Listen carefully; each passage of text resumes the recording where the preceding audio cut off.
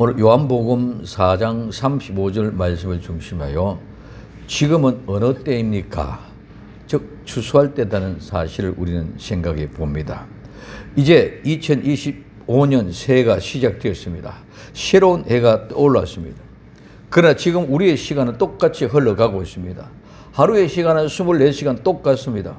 그러나 분명한 것은 한 기점을 통하여 모든 것이 달라진다는 것입니다. 농사를 지을 시기에 추수의 시기는 모든 상황이 다 달라집니다. 마찬가지입니다. 온 세상 지구촌도 다 달라집니다. 지금까지 2024년까지의 상황은 많은 변화를 가져오게 했습니다. 이는 곧 모든 것이 변화가 되고 바뀐다는 것입니다. 가을 추수거지는 서리가 내리기 전에 농부들의 모습이 바빠집니다. 서리를 맞으면 농작물을 먹을 수 없게 되는 것이 많기 때문입니다. 지금은 어느 때입니까? 오늘 현실은 서리가 내리기 직전에 기온의 변화와 같은 많은 징조들이 보였습니다. 지구촌 곳곳에 재난, 재해, 사고, 전쟁, 국가마다 정치력의 부재로 인하여 모두가 소동하고 있습니다. 우리 대한민국도 탄핵 정국으로 끊임없이 요동을 치고 있습니다. 한치 앞을 내다볼 수 없을 정도입니다. 이제 곧 미국의 트럼프 대통령이 취임합니다. 세계는 어떻게 재편되며 요동칠지 아무도 모릅니다. 이 모두가 추수할 때가 된 모습을 보여주는 것입니다. 그러므로 지금은 추수할 때가 거의 다 된 것 같습니다. 추수의 때 변화되지 않으면 안 됩니다. 추수꾼은 지금까지 농사를 지은 농사꾼과는 많이 다릅니다. 첫째, 가지고 있는 농기구가 다릅니다. 두 번째, 보는 관점, 자세가 다릅니다. 세 번째, 그러므로 일 자체가 다릅니다. 여기에 변화되고 함께 준비하지 않으면 절대로 살아남을 수가 없습니다. 첫째, 추수할 때입니다. 요한복음 4장 35절에 너희가 넉 달이 지나야 추수할 때가 이르겠다 하지 아니하느냐? 내가 너희에게 이르노니 눈을 들어 밭을 보라. 희어져 추수하게 되었도다. 아멘. 이 추수는 추수하는 과정 전체를 말합니다.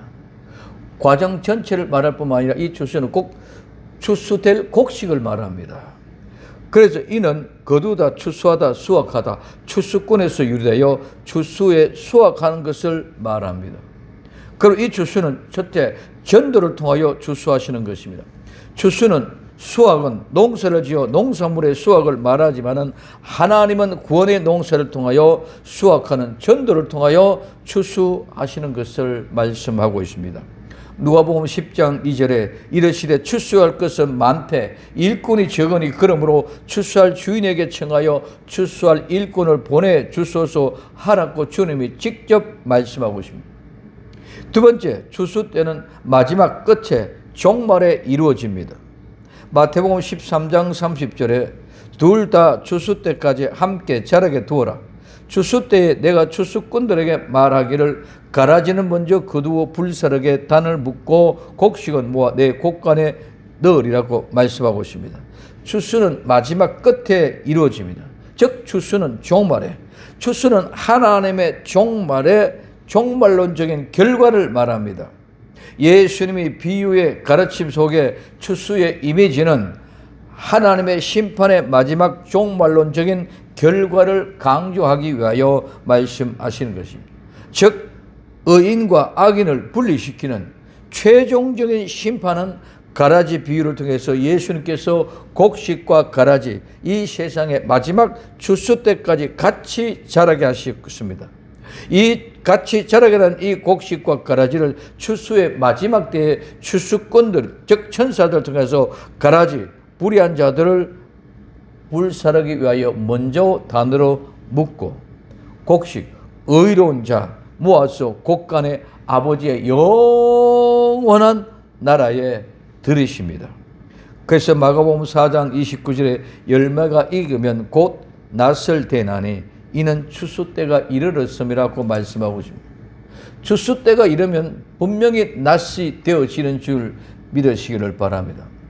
씨를 뿌리는 비유에서 천국의 삶에 있어서 결정적인 사건은 잘 들은 낫으로 영적인 추수를 수확한다는 것입니다. 오늘 추수 때가 되면 낫을 된다는데 이 낫은 예리한 낫입니다. 추수 때 되면 모든 낫을 다 갈아서 벼려서 예리하게 만들어 놓고 추수를 합니다. 요한계시록 14장 15절에 또 다른 천사가 성전으로부터 나와 구름 위에 앉은 이를 향하여 큰 음성으로 외쳐 가로되 낫을 휘둘러 거두라. 거둘 때가 이르러 땅의 곡식이 다 익었음이로다 하니 하고 말씀하고 있습니다. 곡식이 다 익었기 때문에 이제 낫을 휘둘러 낫을 모두 그들 다 거두라고 말하고 있습니다. 추수는 알곡을 골라내는 것이 추수입니다. 지금까지는 농사 짓는 것과는 완전히 다른 방법입니다. 지금까지는 농사는 씨를 뿌리고 김을 매주고 비료를 주고 애지중지 키웁니다. 넘어지면 곧 바로 세워서 잡아주고 다시 세워 붙잡아 메워줍니다. 그러나 추수 때는 완전히 다릅니다. 인정사정 없이 오늘 완전히 애지중지하며 키웠던 그 곡식들을 인정사정 없이 베어버립니다. 그리고 탈곡기나 도리깨로 엄청나게 두들겨 맞습니다. 이것이 무엇을 말합니까? 추수는 알곡, 즉 생명을 찾아내는 것입니다. 곧 죽음에서 부활을 말합니다. 베면 다 죽습니다. 어떻게 살아남습니까? 탈곡기에 집어넣고 도리깨에 두들겨 맞으면 다 죽습니다. 부서지고 깨지고 어스러지고 다 죽게 되어져 있습니다. 그런데 다 죽고 다 깨어지고 부서질 수밖에 없는데 그런 부서지고 깨어진 가운데 알곡은 하나도 깨어지지 않고 그대로 보존된다는 겁니다. 다른 모든 쭉정이 다른 깍지는 전부 다 부서지고 깨어지고 본체를 유지할 수가 없습니다. 그러나 그러한 타작마당에서도 알곡은 절대로 깨어지지 않습니다. 절대로 부서지지 않습니다. 이 뭘 말합니까? 이거는 죽음을 통하여 부활을 말합니다. 베면 다 죽었습니다.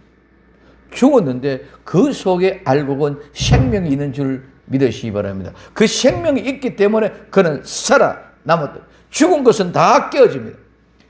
이와 같이 타작마당에서는 절대로 깨어져서 살아남을 수 없는 그런 환경 속에 그 알곡은 살아남는다. 그래서 죽음을 통하여 부활을 나타내는데 죽어야 할 것이 죽지 않는 것이 곧 알곡의 타작마당입니다. 이 타작마당 모든 것이 다 죽어야 되는데 알곡은 죽지 않는다는 말입니다. 추수의 타작마당에서 숨겨져 있던 알곡이 찾아내는 것이 추수의 타작마당입니다. 알곡을 찾아내기 위하여 베고 알곡을 찾아내기 위하여 탈곡하고 알곡을 찾아내기 위하여 도리깨를 두드리고 매질을 합니다. 그런 가운데 알곡은 튀어나옵니다. 타작마당을 통하여 모든 형식과 외식, 모양, 껍질이 다 벗겨지고 숨겨져 있고 감춰져 있던 그 알곡이 톡톡 튀어나오는 것이 타작마당인 줄 믿으시기 바랍니다. 그래서 죽은 자 같으나 생명을 그대로 유지하는 것입니다. 그래서 타작마당은 알곡을 위한 타작마당입니다. 반드시 알곡은 타작마당에 들어가야만 알곡으로 인정을 받습니다. 그러나 다른 건분이나 지푸라기, 깍지나 줄기는 타작마당에 들어가면 모두가 다 부서지고 불태워집니다. 알곡은 타작마당을 기다리지만 다른 모든 이물질들은 절대로 타작마당에 들어가지 않으려고 합니다. 마지막 알곡, 종말, 타작마당을 기다립니다. 줄기는 타작마당에 들어가면 모두가 부서지고 불태워집니다. 마지막 알곡, 종말의 타작마당을 기다립니다. 타작마당을 지나야만 천국 곳간에 들어가기 때문입니다. 많은 사람들이 이 환난의 타작마당에 들어가기 싫어합니다. 타작마당에 들어가기 싫어하는 이유는 내가 알곡이 아니라는 증거인 줄 믿으시길 바랍니다. 알곡은 반드시 타작마당에 들어가야만 한다는 사실을 알고 있고 준비하기 때문입니다. 예수님을 재림을 기다리는 종말론자들도 이 환란이 있느냐 없느냐 갑론을박을 합니다. 환란이 있다고 하는 사람들도 이 타작마당에 들어가는 것은 싫어합니다. 알곡이 아니라는 증거입니다. 알곡은 모두 배임을 받고 탈곡되기 위하여 두들겨 맞아도 절대로 상하거나 다치지 않고 죽지 않습니다. 타작마당은 모든 것을 벗어버리는 것입니다. 감추기 위하여 덮어두었던 모든 것을 다 벗기는 것이 타작마당입니다. 다른 모든 것은 벗기면 죽습니다. 그러나 그 알곡은 모두 하나같이 상하거나 상처가 나지 않고 죽지 않습니다. 그 아름다운 알곡들만 모아 곡간을 들이고 나머지 모두 불사르게 됩니다. 죄와 상관없는 자들을 알곡의 모습입니다. 죄인들은 절대로 알곡이 될 수 없습니다. 거기는 어떠한 조그만 죄, 티끌, 험이 있어도, 즉 벌레가 먹든지 좀 찌그러졌든지 어떤 못이든지 그거는 알곡이 될 수 없습니다. 왜? 벌레를 먹거나 찌그러졌거나 영양분이 조금 부족해서 알곡이 되지 못한 그 모든 것들은 어떤 모이든 탈곡기에 들어가고 두들겨 맞으면 타작마당에 다 깨어지기 때문입니다. 깨어진 것은 알곡이 아니라는 증거입니다. 그래서 모든 감추어줬던 것을 다 드러내는 것입니다. 모든 것을 벗겨내는 것입니다. 그래서 히브리서 9장 27절에 28절에 한 번 죽는 것은 사람에게 정하신 것이요 그 후에는 심판이 있으리니 이와 같이 그리스도도 많은 사람의 죄를 담당하시려고 단번에 드러내신 바 되었고 구원에 이르게 위하여 죄와 상관없이 자기를 바라는 자들에게 두 번째 나타내시리라고 말씀하고 있습니다. 두 번째, 넉 달이 지나야 추수할 때가 이릅니다. 요한복음 4장 35절에 너희가 넉 달이 지나야 추수할 때가 이르겠다 하지 아니하느냐? 내가 너희에게 이르노니 눈을 들어 밭을 보라 희어져 추수하게 되었도다. 넉 달이 지나야 추수할 때가 이른다는 말씀은 하나님의 절기, 즉 구약의 이스라엘의 절기를 말합니다. 6월절 1월 14일 예수님이 십자가에 못 박혀 돌아가셨습니다. 무교절 1월 15일에 예수님이 무덤에 장사 지낸 바 되어졌습니다. 초실절 1월 18일에 예수님이 부활하신 것입니다. 이후에 50일 제3월 8일 오순절 성령 강림하신 후에 넉 달 돼, 즉 3월 후에 4월, 5월, 6월, 7월에 그래서 7월 1일 나팔절에 예수님이 재림하셔서 추수를 이루어지게 합니다. 성령 강림 후에 성령님이 오셔서 구원의 농사를 넉 달 동안 짓기를 시작하여 추수하시는 것을 말씀합니다. 그래서 넉 달이라는 말은 구약의 이스라엘 절기로 예수님의 생애에 나팔절이 이루어진 것을 말합니다. 나팔절 넉 달 후에는 반드시 추수를 한다는 말입니다. 그래서 넉 달 후에 추수할 때라고 말씀하고 있습니다. 넉 달 후에 반드시 예수님은 재림하십니다. 나팔절에 재림하셔서 추수하실 줄로 믿습니다. 나팔절에 추수하실 줄로 믿습니다. 세 번째, 밭을 보라 희어져 추수하게 되었도다. 요한복음 4장 35절에 너희가 넉 달이 지나야 추수할 때가 이르겠다 하지 아니하느냐? 내가 너희에게 이르노니 눈을 들어 밭을 보라 희어져 추수하게 되었도다고 말씀하고 있습니다. 눈을 들어 밭을 보라 희어져 추수하게 되어졌다. 밭, 이 밭이 뭡니까? 이 밭은 장소를 말합니다. 이 밭은 지역, 시골, 농토, 농장, 밭, 덜인데 이 밭들은 영혼, 목숨, 생명력, 흙에서 파생되었습니다. 그래서 밭은 흙으로 되어져 있지만 그 밭은 농장입니다. 그 농장은 메마른 땅은 죽음의 그늘이요 그 땅이 아름다우면 생명이 있는 땅에 아름다운 열매를 산출하게 되어져 있습니다. 밭에서 알곡이 나옵니다. 보라, 희어져 이 휘어졌단 말은 흰, 빛나다는 말에서 유래되고 빛나다, 밝은 광채가 나는 찬란한 것. 그 다음에 흰, 하얀, 고운이라는 뜻으로 추수할 때가 된 들판을 말하고 있습니다.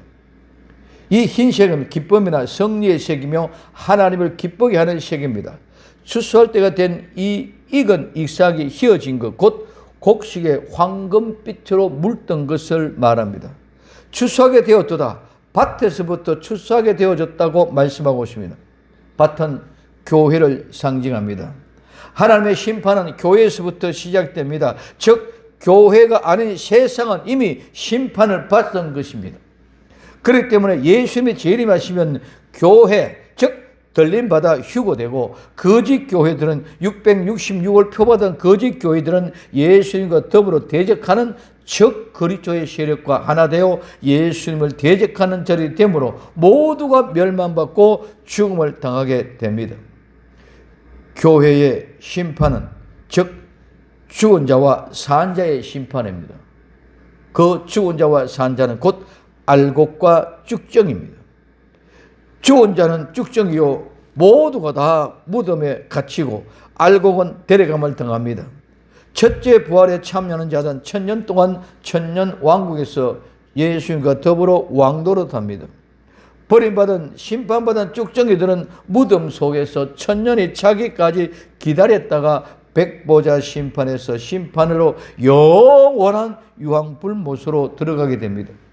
그리고 천년왕국 성도들은 예수님이 아버지께 바침으로 영원한 세계에 들어가게 됩니다. 요한계시록 20장 6절에 이 첫째 부활에 참여한다는 복이 있고 거룩하도다. 둘째 사망이 그들을 다스리는 권세가 없고 도리어 그들이 하나님과 그리스도의 제사장이 되어 1000년 동안 그리스도로 더불어 왕노릇하리라고 말씀하고 있습니다.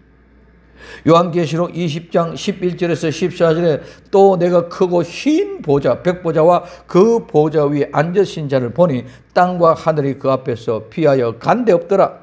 또 내가 보니 죽은 자들이 물은 대수하고 그 보좌 앞에 섰는데 책들이 펴있고 또 다른 책이 펴졌으니 곧 생명책이라. 죽은 자들이 자기 행위를 따라 책들에 기록된 대로 심판을 받으니 바다가 그 가운데서 죽은 자들을 내어주고 또 사망과 엄부도 그 가운데서 죽은 자들을 내어주되 각 사람이 자기의 행위대로 심판을 받고 사망과 엄부도 불못에 던지오니 이것이 둘째 사망 곧 불못이라고 말씀하고 있습니다. 흰 보좌, 백보좌 위에 앉으신 분이 심판을 합니다. 무엇을 가지고 심판합니까? 행위에 따라. 그 행위, 모든 행위는 우리는 모르고 있지만 하나님 이미 모든 행위책에 다 우리의 행위를 기록해 놓으신 줄 믿으시기를 바랍니다. 모든 행위를 다 기록해 놨습니다. 오늘 말하면 CCTV에 다 찍혀 있다는 거예요. 그 앞에서 우리는 누구도 변론, 변명을 할 수가 없을 것입니다. 그러나 생명책에 기록된 자는 그 행위책의 행위를 다 지워버리고 생명책에 이름만 기록된 줄 믿으시길 바랍니다. 그래서 믿음이라는 것이 이만큼 중요한 것입니다. 그냥 말로만 막연하게 일하는 것이 아니라 내가 예수 그리스도를 믿음으로 그 믿음의 십자가의 보혈의 능력이 나와 모든 죄를 선악과를 따먹는 원죄로부터 자범죄까지 전체를 깨끗하게 용서했다는 것, 씻어버렸다는 것은 다 지워버렸다는 것. CCTV에 찍혀있던 모든 것들 다 지워버렸다는 것. 그리고 생명책에 기록된 자는 둘째 사망이 해할 권세가 없다는 것입니다.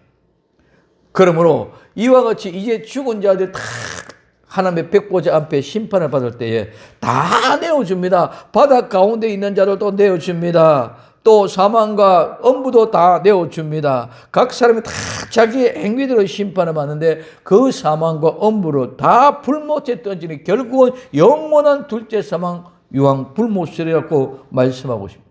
그리고 고린도전서 15장 24절에 그 후에 나중이니 제가 모든 정사와 모든 권세와 능력을 멸하시고 나를 아버지 하나님께 바칠 때라.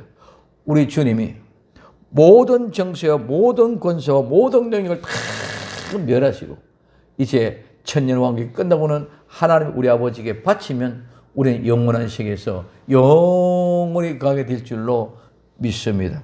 이것이 우리에게 주어진 아름다운 하나님의 은혜의 복된 말씀입니다. 정말 밭이 휘어져 추수할 때가 되어졌습니다. 여기 밭은 휘어져 추수할 때가 되었다는 말은 말씀의 곡식이 알곡이 숨겨져 있다는 것입니다. 밭이 누렇게 하얗게 되어졌다. 이 말은 그 알곡 속에 아름다운 생명이 빛이 비치는 생명 있는 모습을 그대로 표출해 주고 있습니다. 그 아름다운 알곡들이 빛을 비치며 하얗게 아름답게 보여지는 것입니다.